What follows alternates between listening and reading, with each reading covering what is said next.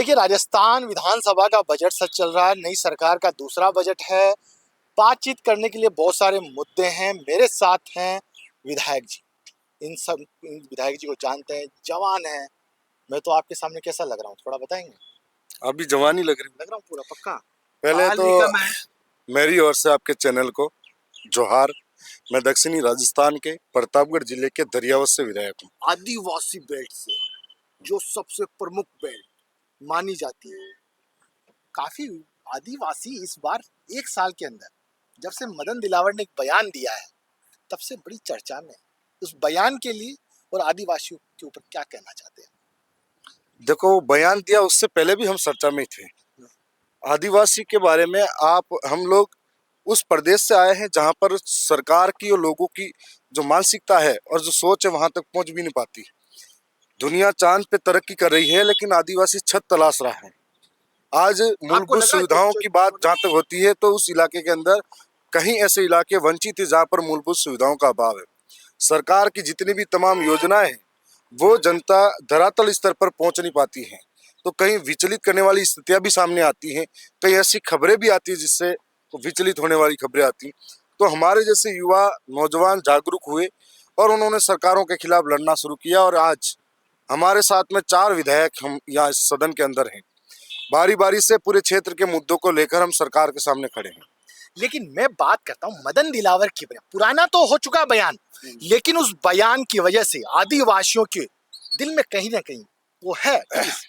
वो बयान कैसा था, उसको कैसे देखते हैं, बताइए। मैं ये कहना चाहूंगा कि मदन दिलावर जी मंत्री हैं, ये भाजपा की सरकार के मंत्री हैं। इसका मतलब यदि वो हमारे को गलत बोलते हैं, यानी कि वो उनकी आदिवासियों के प्रति जो सरकार की मानसिकता है वो स्पष्ट दर्शाती है। दूसरी ओर ये पहली बार नहीं है, जब भी आदिवासी इलाके से कोई किसी हक की बात के लिए लड़ा हो, कोई विस्थापित हो रहा हो तब लड़ा हो, या विकास के नाम पर विस्थापित हुआ हो, या खनन के नाम पर विस्थापित हुआ, जब जब लड़ा हो सरकार के खिलाफ, तो कभी नक्सलवाद, कभी माओवाद मूवमेंट, इस तरीके का हमें शब्द दिया जाता है। एक तरीके से हमारा अपमान किया जाता है, बता दिया जाता है, ऐसा अपमानित किया जाता है, अपमानित किया जाता है। तो ऐसा मैं स्पष्ट कहना चाहूंगा कि सर उन्होंने बाद में माना भी है मदन दिलावर जी ने, और उन्होंने खेद भी प्रकट किया इस पर, तो इस पर ज्यादा चर्चा करना मैं उचित नहीं समझता। अभी भी आदिवासी पिछड़े हुए ही हैं। मूलभूत सुविधाएं नहीं मिल पा रही है। मैं बांसवाड़ा गया, डूंगरपुर गया, प्रतापगढ़ गया, रूरल एरिया में गया, पूरा सब जगह अंदर मुझे लगा कि कहीं ना कहीं आदिवासी अभी भी पीड़ित है। पीड़ित है। सरकारें चाहे कांग्रेस की रही हो, बीजेपी की रही हो, लेकिन उन्होंने सिर्फ आदिवासियों के नाम पर वोट बैंक के लिए इस्तेमाल किया है, साथ में फोटो खिंचाए। उस इलाके के अंदर आपको ये भी मालूम होगा, कई बार तस्वीरें अखबारों में आती है, 3-3 महीने के बच्चे को पेट की भूख मिटाने के लिए भेज दिया जाता है। कोई अहमदाबाद गुजरात तक लेके जाते हैं। तो इस तरह की इसी हालत है। ऐसे गुजरात तक में पलायन हो रहा है, वहाँ पर रोजगार के लिए, अवसर के लिए। मेरे देखो, आपने एक नौजवान, बहुत मुख्य बात बोली है कि 3 महीने के बच्चे को बेच दिया जाता है। इतनी आदिवासियों की हालत खराब है, ये क्यों है? सरकार तो कहती है कि हम आदिवासियों के लिए हर बजट में इतना तय करके चलते हैं, उनके लिए विकास वाला बजट लेके आ रहे हैं। सूरत बदल चुकी है आदिवासी इलाकों की, वहां रोजगार मिल चुके हैं, पलायन रुक चुका है। कांग्रेस की सरकार में यहाँ के विधायकों ने साथ दिया था। आदिवासी जितने भी विधायक जीत के आए थे वो उनके साथ में थे, गहलोत जी के साथ में, फिर भी विकास नहीं हुआ। मैंने आपको बताया कि सीमित मुद्दों के साथ में सरकार का समर्थन किया था, लेकिन सरकार चाहे इधर की आई हो चाहे सरकार उधर की है, जो प्रयास करने चाहिए थे। आदिवासी के अंदर शिक्षा की कमी है, मतलब उस इलाके के अंदर मूलभूत सुविधाओं की कमी है। आज शिक्षा के नाम पर देखा जाए तो कई बिल्डिंगें ऐसी जो जर्जर भवन ही नहीं, 80% व्याख्याताओं के पद खाली है, तो कहाँ से पढ़ेगा? और कंपटीशन करने वाला नौजवान इस हालात में है कि उस भर्तियों के अंदर भी उसको मौका नहीं मिल पाता, तो पलायन करना पड़ रहा है। वहाँ पर जो हालात बने हुए वो इस तरीके से हैं कि सारे लोगों में नहीं, कुछ कुछ इलाके ऐसे हैं जहां पर गंभीर समस्या अभी भी वैसी वैसी है। टीएसपी के लिए तो विशेष आरक्षण दिया हुआ है हर वैकेंसी में, तब भी आदिवासियों को जगह नहीं मिल रही है क्या उसमें? 2016 से लगाकर अभी तक की जो भर्तियां हुई है, उन भर्तियों को आप खंगाल के देखोगे तो हर एक भर्ती में हमारे साथ धोखा हुआ है। टीएसपी के नाम पर हमारे साथ अभी इस बजट, पिछले बजट के अंदर 1500 करोड़ का बजट टीएसपी के अंदर दिया, इस बार 1750, 1500 करोड़ का बजट खर्च नहीं हुआ, उसका अता पता नहीं है, उसका कोई हिसाब नहीं है, और नए बजट की बात कर रहे हैं। तो सरकार खोखली बातें और खोखले दावे कर रही है। यार सर, एक बात बताइए, जवान हो, सब कुछ हो, आप होली मुबारक आपको। थोड़ी हंसी मजाक ज्यादा हो जाए तो टोक देना। आदिवासी जो शब्द का उपयोग करते हैं, वहाँ के जनप्रतिनिधि कहते हैं कि भील प्रदेश बनाया जाए, अलग से एक प्रदेश की मांग कर रहे हैं। ऐसा क्यों? अ, सबसे बड़ी बात यह है कि जहाँ जहाँ आदिवासी रहता है वहाँ वहाँ अधिकतर जंगल मिलेगा। जहाँ जहाँ जंगल है खनिज मिलेगा। सबसे बड़ी बात यह है कि जहाँ मानगढ़ का धाम हम इतिहास पढ़ते हैं तो पुरखों का बलिदान का एक बहुत बड़ा स्थान है, जो जलियांवाला बाग से भी बड़ा हत्याकांड था। चाहे इतिहास में दर्जा किस तरीके का दिया हो वो बात अलग है। मानगढ़ धाम की पहाड़ियों के आसपास में जो मध्य प्रदेश का इलाका हो, महाराष्ट्र का हो, गुजरात का हो, राजस्थान का हो, इस इलाके के अंदर आज चारों तरफ जो आदिवासी रह रहा है उसकी खेती बाड़ी व्यवस्था, पुरखाई व्यवस्था, उसकी संस्कृति, रीति रिवाज, बोली, भाषा, परंपरा एक जैसी है। फिर इनको अलग अलग प्रदेशों में बांटा गया है ताकि ये लोग बिखरे बिखरे रहे, इनमें एकता नहीं हो। दूसरी ओर जब सरकारें इतना बड़ा दावा कर रही है लेकिन हुआ कुछ नहीं। वनाधिकार अधिनियम 2006 और कई ऐसे कानून बने हुए हैं जो वहाँ आदिवासी जो रह रहा है जंगल में, वो कानून बाद में बने, उससे पहले आदिवासी जंगल का वारिस है। लेकिन यह प्राइवेट कंपनी हो या फिर खनन के नाम पर हो, उनको जमीनें वन विभाग दे सकता है, उसको रोड निकालने के लिए जंगल से जमीन दे सकता है, उन आदिवासी को घर के लिए जमीन नहीं दे सकता। अभी तो आप ये इस तरीके से आज हो रहा है। तो अगर भील प्रदेश हम बनाने की बात करें, भील प्रदेश बनेगा, आदिवासियों के लिए प्रत्येक 5वीं अनुसूची की बात की गई है, वो 5वीं अनुसूची लगेगी। भील प्रदेश बनेगा, खनन रुकेगा। भील प्रदेश बनेगा, विस्थापन होना रुकेगा। भील प्रदेश बनेगा तो ये जो बेरोजगार युवा है, प्रवास के लिए लोग इधर मजदूर बन रहे हैं, वो रुकेगा। भील प्रदेश बनेगा तो हमारे इलाके में तमाम जो खबरें विचलित करने वाली आती है वो रुकेगी। भील प्रदेश बनेगा तो हम आदिवासी तय करेंगे हमारा शासन का शासन को, और भील प्रदेश बनता है तो तमाम जो लोगों के साथ में हो रहा है गलत व्यवहार, अन्याय, अत्याचार, ये खत्म हो जाएगा।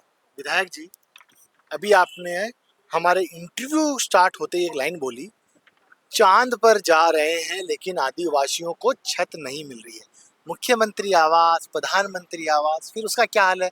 यदि उनको छत ही नहीं मिल रही है तो वो कहाँ है फिर प्रधानमंत्री आवास, मुख्यमंत्री आवास? मुख्यमंत्री आवास, प्रधानमंत्री आवास एक आंकड़े में दिखाया जाता है कि इतने लोगों को हो गया, इतने लोगों में हो गया। अब अगर धरातल में जाएंगे तो 10% लोगों को मिला होगा आवास, 20% लोगों को आवास मिले होंगे।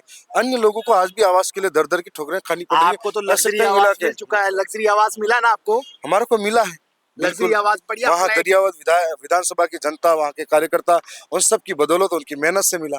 मिला है। लेकिन इस आवास का उपभोग अगर करता रह गया तो क्षेत्र की जनता और उनके समस्याओं तक जा नहीं पाऊंगा। इसलिए मैं इस आवास से ज्यादा उस क्षेत्र में रहता हूँ, वहाँ के लोगों के बीच में सोता क्या हूँ। बात है, मतलब ये आपको जो आवास दिया फ्लैट लग्जरी जगह पे, वो रास्ता नहीं आ रहा है? आप अंदर घूमे हो? है बिल्कुल, क्यों नहीं। ग्राम 5 सितारा होटल की थोड़ा कैमरा पर्सन दिखाइए हमारे फ्लैट्स, इनके कितने लग्जरी फ्लैट्स हैं, एयर कंडीशन हैं, सोफे हैं, बढ़िया बढ़िया लग्जरी हैं, डाइनिंग टेबल है, रूम के अंदर बेड वेड अच्छा खासा है।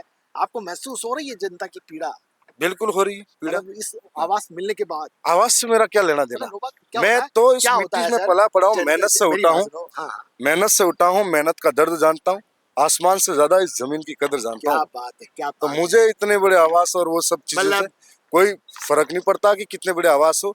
हम आज भी गांव में जाएंगे, खेतों पे मस्ती से सोते हैं, हमें किसी तरीके का वो नहीं। यहाँ तो चुभन सी होती होगी थोड़ी सी लग्जरी में, है? जब यहाँ रह रहे हैं तो राजस्थान वैसे काम में, होंगे। हैं? अब एक बात आते हैं, काम की बात पर आ जाते हैं वापस, दोबारा से बातें चलती रहेगी।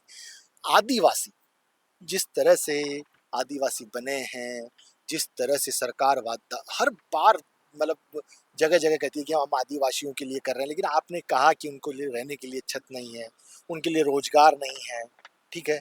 लेकिन सरकार एक तरफ विकासशील राजस्थान की बात कर रही है, सुनहरा राजस्थान की बात कर रही है, क्या वहां पर नजर आता है कुछ धरातल पे आपको? सरकार ने ये भी कहा था एक पेड़ माँ के नाम, हाँ हाँ, कहा था एक पेड़ माँ के नाम। और आपने कोयले के लिए, बिजली उत्पादन कोयले के लिए हसदेव अभ्यारण्य छत्तीसगढ़ में लाखों पेड़ काटे, और आज भी वहाँ आंदोलन चल रहा है, वहां से लोग विस्थापित हुए। उस हसदेव अभ्यारण्य को हाथियों का घर कहा जाता था। सरकार ने ये कहा कि एक पेड़ माँ के नाम, और एक पेड़ के नाम डूंगरपुर जिले के अंदर पिछले साल रिकॉर्ड था, 6 लाख पेड़ एक दिन के अंदर लगाए, गिनीज वर्ल्ड रिकॉर्ड बन गया। क्या वास्तव में 6 पेड़ जिंदा हैं आज? सरकार ने ये कहा कि एक पेड़ माँ के नाम, और आज वहां पर वेदांता ग्रुप और अन्य तरीके के जो बड़े बड़े इनके ये माफिया हैं, बड़े बड़े लोग हैं, इन लोगों को वहां खनन के लिए जमीनें दी जंगलों के अंदर से। तो एक पेड़ माँ के नाम, दूसरी और पूरे पूरे जंगल साफ एक कर दिए। अभियान चला था तो जुलाई ये अगस्त तो के अभियान अंदर, वाली वही बात है, अभियान चला था विकसित भारत, हर विकसित हर राजस्थान, स्कूल वालों हर डिपार्टमेंट वालों को दिया था। विकसित राजस्थान में वो लोग विकसित है जो सिर्फ उसका आनंद ले रहे हैं। वो के कौन लोग हैं, थोड़ा बताएंगे? आप देख सकते हो हर एक विभाग में अलग अलग तरीके का भ्रष्टाचार है, हर एक विभाग में अलग अलग तरीके की बात है। अच्छा, तो यार विधायक जी, एक सवाल है, बजट सत्र चल रहा है, इसके अंदर विधानसभा स्पीकर के आंसू आ गए, कांग्रेस के विधायक रफीक खान के आंसू आ गए, कुछ इस पर कहेंगे? ये राजस्थान विधानसभा है जहाँ पर ये एक दूसरे का भावुकता और आक्रोश गतिरोध होता रहता है, चलता रहता है, और वापिस कोई भी बात होती है तो चर्चाएं होती है और चर्चाओं में सब कुछ समाधान हो सकता है। तो इस तरह के वाद विवाद होते रहते हैं, आगे भी होंगे और समाधान भी होते रहेंगे, बैठ के करेंगे तो सब होता रहता है। विधायक जी, जब आप राजनीति में आए तो कुछ सपने थे, वो सपने पूरे हो रहे हैं क्या आपके? राजनीति में आए तो जहां लोगों के साथ गलत होता है या फिर जहां लोगों के साथ में उनके हक अधिकार है, उनकी आवाज को सदन तक ले जाने की बात थी, तो मैं मेरी जिम्मेदारी और ईमानदारी के साथ में, राजस्थान की सबसे बड़ी महापंचायत है, इसके अंदर मेरे क्षेत्र के लोगों की आवाज, वहां की समस्याओं को सदन तक ले जा रहा हूं, और आगे जो भी करना पड़े उन लोगों के लिए, वहां की जनता के लिए मैं डटा रहूंगा और लड़ता रहूंगा। हाथ रख सकता हूँ मैं आपके यहाँ पे? अरे बिल्कुल, क्योंकि ठीक है। युवा हूँ, और रुकिए बातचीत करेंगे पूरी अभी। आपकी तरफ बेरोजगार युवा खूब सारे हैं, उनके लिए क्या कहेंगे? धरना प्रदर्शन कर रहे हैं, राजीव गांधी युवा मित्र, रेट वाले, फार्मासिस्ट वाले, उनको नियुक्ति पत्र नहीं मिल रहा, रेट वाले इधर उधर दर दर भटक रहे हैं, ये सरकार नहीं से और मगरमच्छ खुले में घूम रहे हैं, कोई पकड़ने वाला नहीं है। ये सरकार नहीं सहेगा राजस्थान का नारा देकर सरकार सत्ता में आई थी, और उन युवाओं ने उनका भरपूर साथ सहयोग दिया था। एक सपना था उनकी आंखों में, ये सरकार आएगी, हमारे साथ न्याय करेगी, रोजगार मिलेगा। लेकिन सरकार आते ही वही एक डाल के दो पात की तरह, एक ढाक के दो पात की तरह वो सरकार वैसी की वैसी बन गई, और जिस आरपीएससी को भंग कर देंगे ऐसी बात कहने वाला, ऐसी नारा लगाने वाली सरकार थी। आज बड़े मगरमच्छ नहीं, छोटे कर्मचारी जिनको पकड़ा गया, और बड़े आरपीएससी के अधिकारी थे जो आज इनके साथ में वापस बैठे हुए हैं, यानी कि वो चोर चोर ही मोचेरे भाई बन गए, और आज वो जनता और नौजवान राह देखता रह गया। साथ साथ में नौजवानों की पीड़ा है, तो नौजवानों को एक बात समझनी पड़ेगी, आप पढ़े लिखे हो, नौजवान हो, आप लोग शहीद स्मारक से लगाकर हर एक कार्यालय दफ्तर पर धरने प्रदर्शन करते हो। 5 साल धरने प्रदर्शन करने से अच्छा है एक बार जब वोट देने की बारी आती है तब ईमानदारी से फैसला कर लो।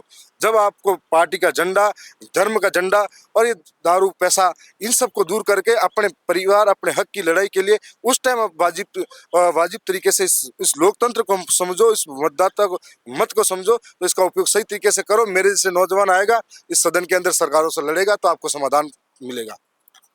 आप युवा हैं, आप युवाओं की बात, रुको रुको, और अरे एक सेकंड, एक दो सवाल और, क्या है थोड़ा, 2-4 थके हुए होंगे भाई, विधानसभा में अभी चेयर पे बैठे थे। एक सवाल मेरा ये है, बेरोजगारों की आप आवाज अच्छे से जानते हैं, अब स्वास्थ्य की बात पर आते हैं, ट्राइबल एरिया के आदिवासी, कहीं ऐसी सुनने में आता है, अखबारों में फोटो देखने को मिलता है, खबरों में देखने को मिलता है कि जब महिला गर्भवती होती है तो मतलब हॉस्पिटल पहुंचते पहुंचते मतलब बड़ी दुखद खबर आने लगती है, इतना दूर हॉस्पिटल होता है, सुविधाएं नहीं होती है।